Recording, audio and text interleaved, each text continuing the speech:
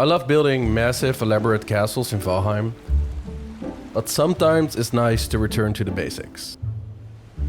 So I decided to create a traditional fantasy Viking home for which you only have to defeat Eikthyr to get started.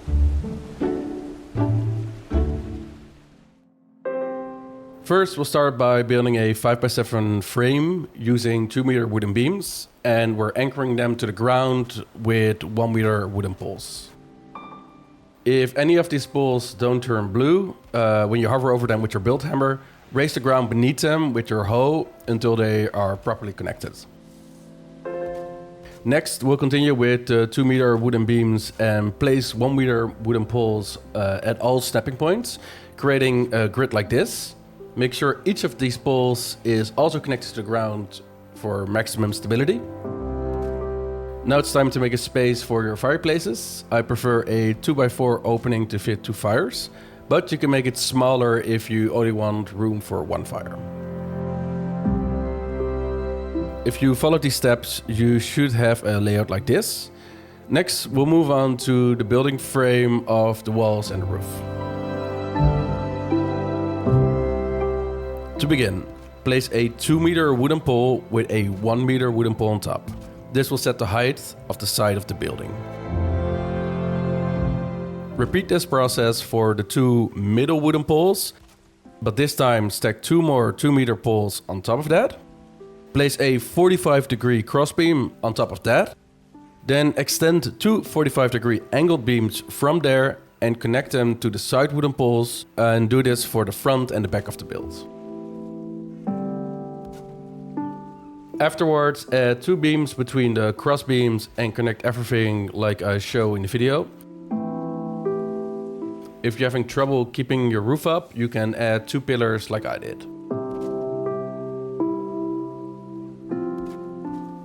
Finally, add 2 more cross beams to the roof and place wooden beams along the top where the walls will be. If you followed along with the video, you should have a solid frame for your house like this.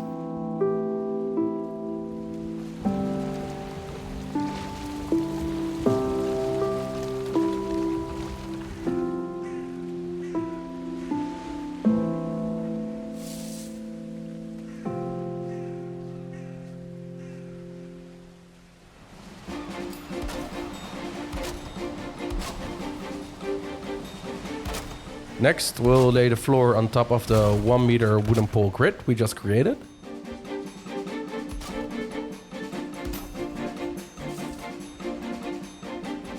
For the walls, start with a half wooden wall, then add a 2-meter wooden beam and a full wooden wall on top of it.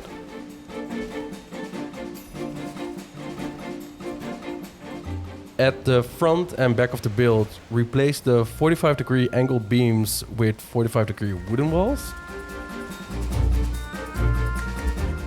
And at the back, create a window shape of your choice. I personally like to use a 45-degree crossbeam for this.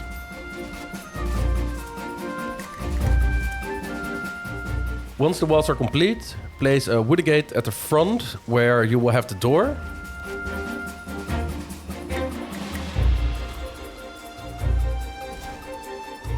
And don't forget to add stairs leading up to the door to make it easier to enter your house.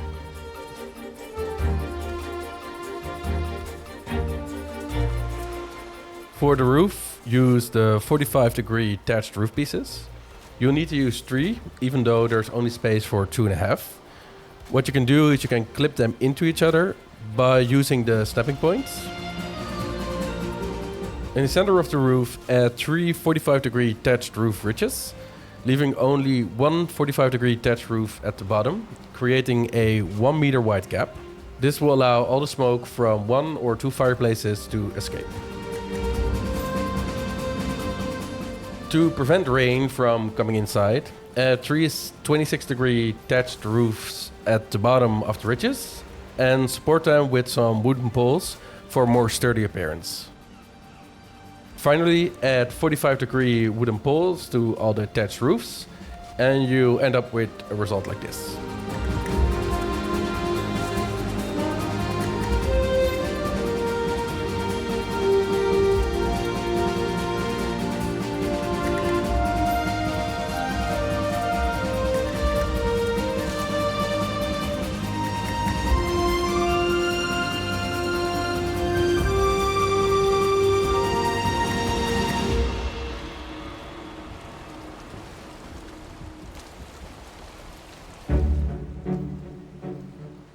Now we get to the fun part, transforming this simple house into a true Viking home. We'll start by setting up the frame for the overhang of the roof. First, snap a 45-degree angled beam to the side of the building, then attach another 45-degree beam to it, and follow that by 2 more 26-degree beams. Make sure to rotate the beams twice so it achieves the perfect angle.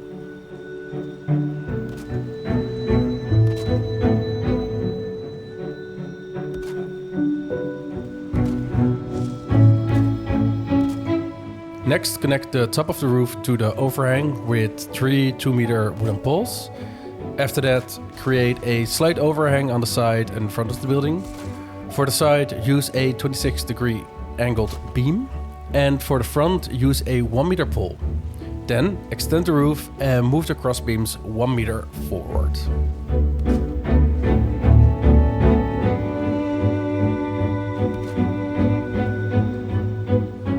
Remove the half-wooden wall from the bottom of the wall and replace it with 2-meter cordwood beams. Then place a 1-meter wooden pole onto the existing 1-meter wooden pole that's already there. And you can do this by turning off the snapping points. Use the new snapping points to place 1-meter wooden beams and attach 1-meter wooden poles underneath them. Add a few extra 2-meter poles in select spots for additional detailing, and repeat this process on every side of the build to create some standout details. For the front, I prefer to keep it simple, but feel free to experiment with different designs if you do not like what I've done.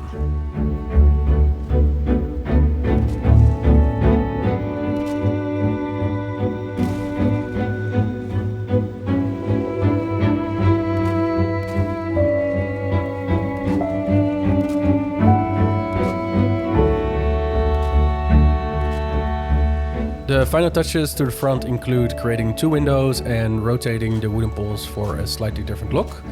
I also added 2 half-round pillars next to the door. To do this, place a 1-meter wooden pole, then turn off the snapping points and place a rotated 2-meter pole on top.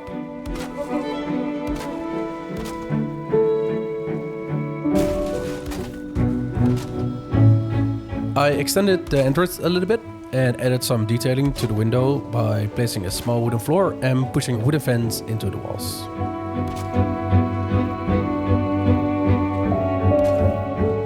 On the other side of the build, I created a roof extension for an extra window and to break up the roofline.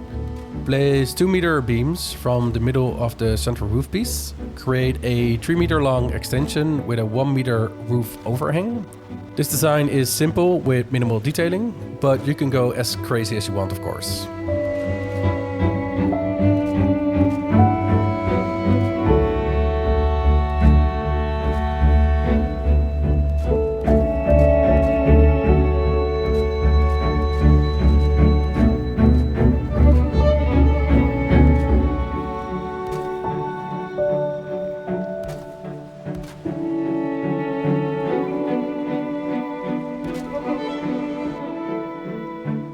The back of the build is similar to the front, with the main difference being the addition of a wooden dragon's head later on.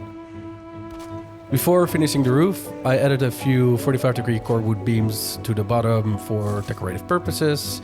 This step is optional. Fill in all the remaining roof spaces and now pay close attention to the overhang. I placed 3 45-degree roof pieces snapped into each other, and at the end I attach a 45-degree roof ridge. Ensure that this roof ridge isn't attached all the way to the end, leaving a 1-meter gap. I then replicated the wooden beam design on top of the existing one, using a new snapping point that was created, with the only difference being that the final beam is a 26-degree one instead of a 45-degree one.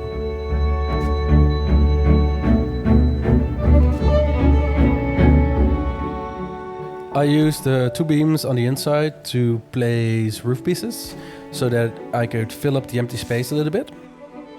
Next, I free placed a 45-degree wooden beam at the front, following the existing design.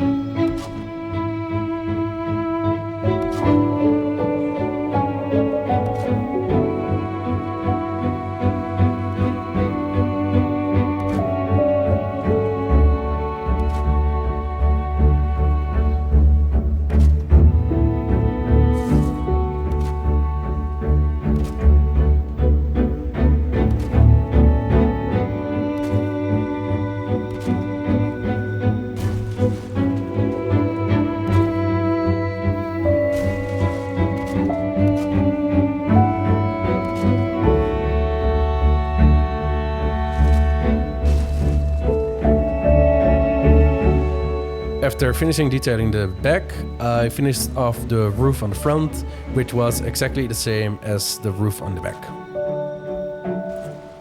To finish off the build, we'll add a dragon's head to the front. To do this, go inside and add 2 1-meter wooden beams to the top of the crossbeam to create a new snapping point. Then attach a 45-degree wooden beam to that snapping point, followed by a 26-degree beam, and finally a dragon's head at the end. And then the last step is to do some more detailing, and here is the final result.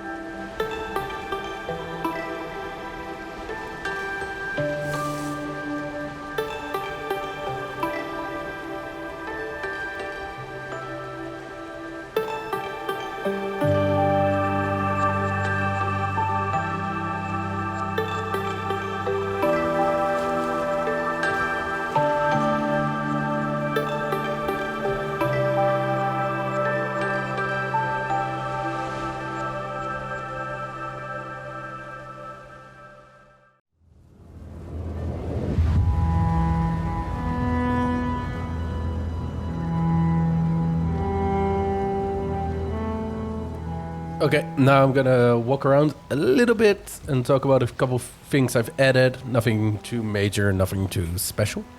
So to start off, I've added 2 banners here and right there. I've added these little poles on top of the core wood poles. I added a shield, added an Ike tier trophy. Other than that, oh yeah, and a little fire cone thing right here. Added these things to make it look like there's stability there. And then on the inside there's nothing, but I did place the fires to show you how the smoke like goes out the window as long as you like make a couple of these like walls up here. And then on the side, nothing too special. Like it's very simple, light on detailing. It's just a little bit of detailing. And there's a shield there. And there's a dragon's head. It's very light on detailing, but I prefer this like this. And in the back, I added these 2 poles, also with the little spikes. Again, very light on details, nothing too crazy. You could go way crazier with this. I added the shield here, closed it all off so it's not too open.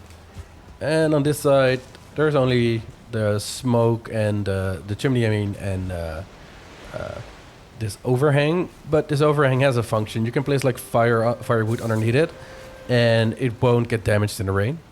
Now, that's, pretty much it. It's a very small, simple house. You can easily make this. You don't have to kill the elder for it. You do need better axe, like the bronze axe, because you need to get some bronze for some of the stuff. And some of the, what's it called, the fine wood. But other than that, you can pretty much make this whole house without anything crazy. It's more or less just normal wood and a little bit of core wood. So yeah, hope you guys enjoyed it. And I'm gonna see you guys in the next video. Bye for now.